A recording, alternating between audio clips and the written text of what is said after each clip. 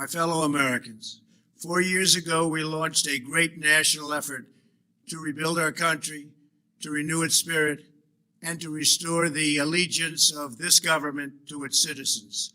In short, we embarked on a mission to make America great again for all Americans. As I conclude my term as the 45th President of the United States, I stand before you truly proud of what we have achieved together. We did what we came here to do, and so much more. This week, we inaugurate a new administration and pray for its success in keeping America safe and prosperous. We extend our best wishes, and we also want them to have luck, a very important word. I'd like to begin by thanking just a few of the amazing people who made our remarkable journey possible. First, let me express my overwhelming gratitude for the love and support of our spectacular First Lady, Melania. Let me also share my deepest appreciation to my daughter Ivanka, my son-in-law Jared, and to Barron, Don, Eric, Tiffany, and Lara. You fill my world with light and with joy. I also want to thank Vice President Mike Pence, his wonderful wife Karen, and the entire Pence family. Thank you as well to my Chief of Staff, Mark Meadows, the dedicated members of the White House staff, and the cabinet, and all of the incredible people across our administration who poured out their heart and soul to fight for America. I also want to take a moment to thank a truly exceptional group of people, the United States Secret Service. My family and I will forever be in your debt. My profound gratitude as well to everyone in the White House Military Office, the teams of Marine One and Air Force One, every member of the armed forces, and state and local law enforcement all across our country. Most of all, I want to thank the American people. To serve as your president has been an honor beyond description. Thank you for this extraordinary privilege, and that's what it is, a great privilege and a great honor. We must never forget that while Americans will always have our disagreements, we are a nation of incredible, decent, faithful, and peace-loving citizens who all want our country to thrive and flourish and be very, very successful and good. We are a truly magnificent nation. All Americans were horrified by the assault on our Capitol. Political violence is an attack on everything we cherish as Americans. It can never be tolerated. Now more than ever, we must unify around our shared values and rise above the partisan rancor and forge our common destiny. 4 years ago, I came to Washington as the only true outsider ever to win the presidency. I had not spent my career as a politician, but as a builder looking at open skylines and imagining infinite possibilities. I ran for president because I knew there were towering new summits for America, just waiting to be scaled. I knew the potential for our nation was boundless as long as we put America first.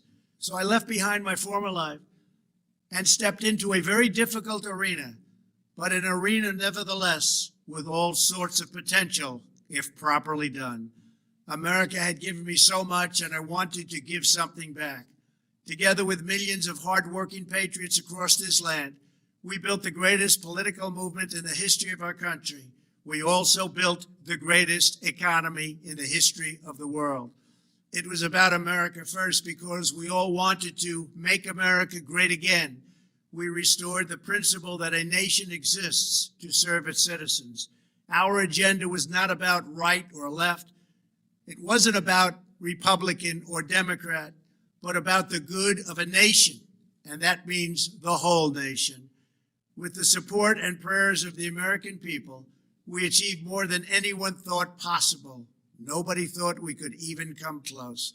We passed the largest package of tax cuts and reforms in American history. We slashed more job-killing regulations than any administration had ever done before. We fixed our broken trade deals, withdrew from the horrible Trans-Pacific Partnership and the impossible Paris Climate Accord, renegotiated the one-sided South Korea deal, and we replaced NAFTA with the groundbreaking USMCA. That's Mexico and Canada, a deal that's worked out very, very well. Also, and very importantly, we imposed historic and monumental tariffs on China, made a great new deal with China. But before the ink was even dry, we and the whole world got hit with the China virus.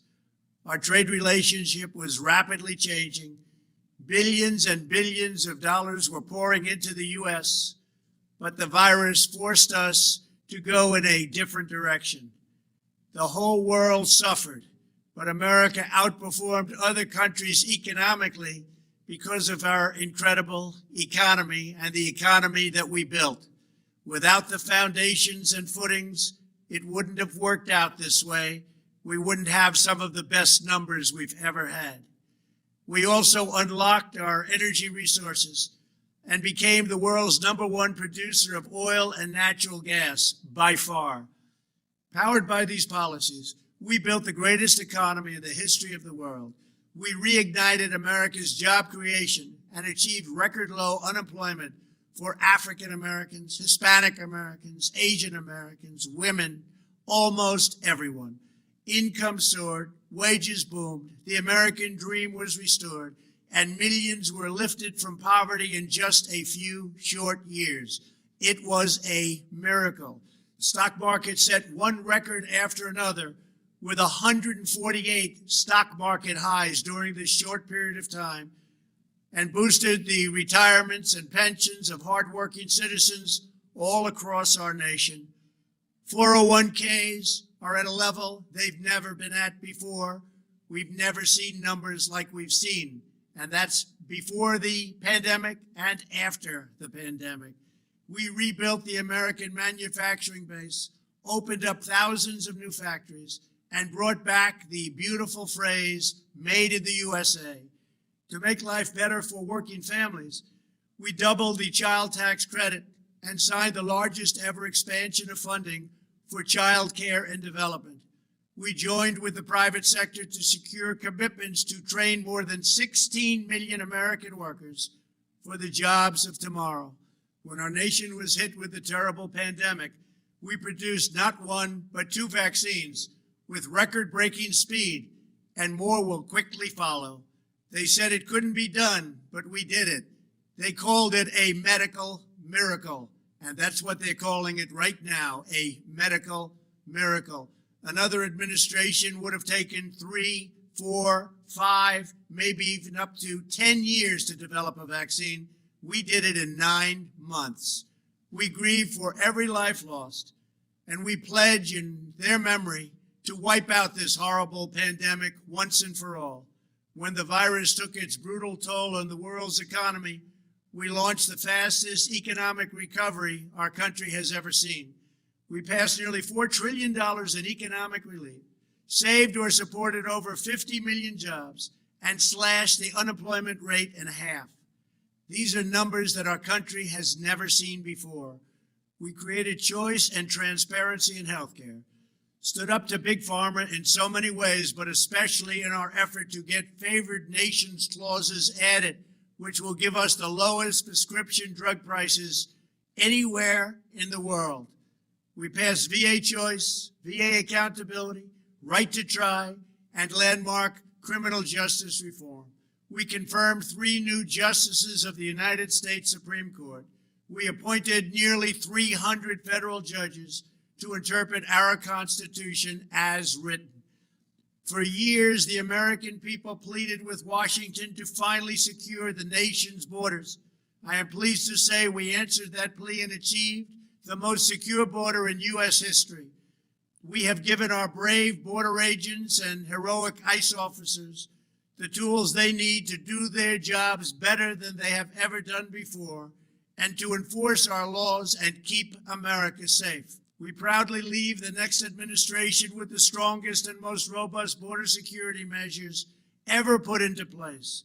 This includes historic agreements with Mexico, Guatemala, Honduras, and El Salvador, along with more than 450 miles of powerful new wall. We restored American strength at home and American leadership abroad. The world respects us again.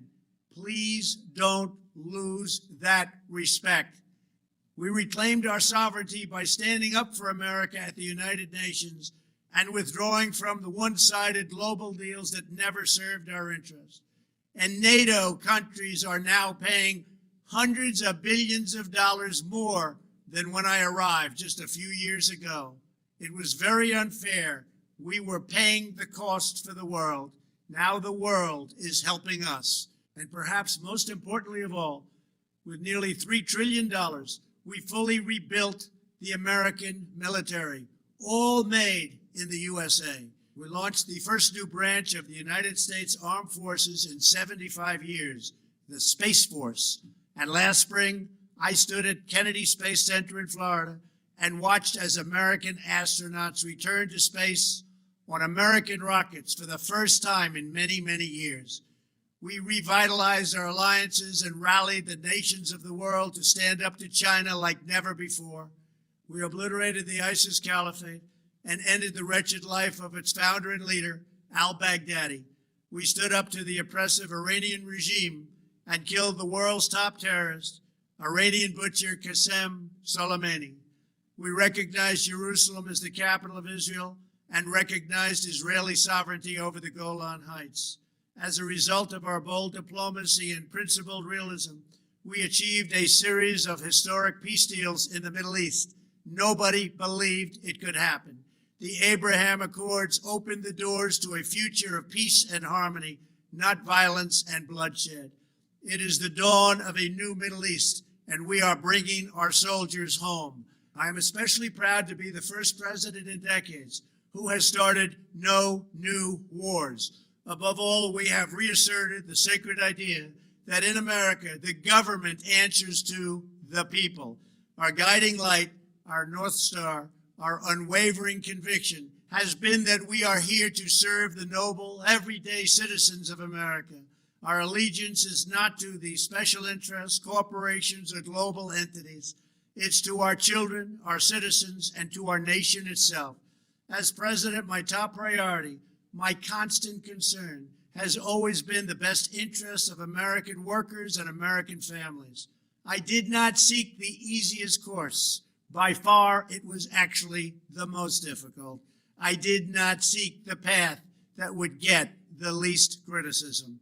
I took on the tough battles, the hardest fights, the most difficult choices, because that's what you elected me to do. Your needs were my first and last unyielding focus. This, I hope, will be our greatest legacy. Together, we put the American people back in charge of our country. We restored self-government. We restored the idea that in America, no one is forgotten because everyone matters and everyone has a voice. We fought for the principle that every citizen is entitled to equal dignity, equal treatment, and equal rights because we are all made equal by God. Everyone is entitled to be treated with respect, to have their voice heard, and to have their government listen. You are loyal to your country, and my administration was always loyal to you. We worked to build a country in which every citizen could find a great job and support their wonderful families. We fought for the communities where every American could be safe and schools where every child could learn. We promoted a culture where our laws would be upheld, our heroes honored, our history preserved, and law-abiding citizens are never taken for granted. Americans should take tremendous satisfaction in all that we have achieved together. It's incredible. Now, as I leave the White House, I have been reflecting on the dangers that threaten the priceless inheritance we all share. As the world's most powerful nation, America faces constant threats and challenges from abroad. But the greatest danger we face is a loss of confidence in ourselves, a loss of confidence in our national greatness. A nation is only as strong as its spirit. We are only as dynamic as our pride. We are only as vibrant as the faith that beats in the hearts of our people. No nation can long thrive that loses faith in its own values, history, and heroes, for these are the very sources of our unity and our vitality. What has always allowed America to prevail and triumph over the great challenges of the past has been an unyielding and unashamed conviction in the nobility of our country and its unique purpose in history. We must never lose this conviction. We must never forsake our belief in America. The key to national greatness lies in sustaining and instilling our shared national identity. That means focusing on what we have in common, the heritage that we all share. At the center of this heritage is also a robust belief in free expression, free speech, and open debate. Only if we forget who we are and how we got here could we ever allow political censorship and blacklisting to take place in America. It's not even thinkable.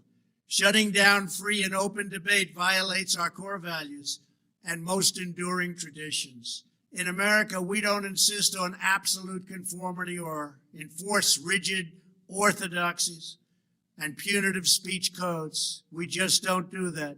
America is not a timid nation of tame souls who need to be sheltered and protected from those with whom we disagree. That's not who we are. It will never be who we are. For nearly 250 years, in the face of every challenge, Americans have always summoned our unmatched courage, confidence, and fierce independence.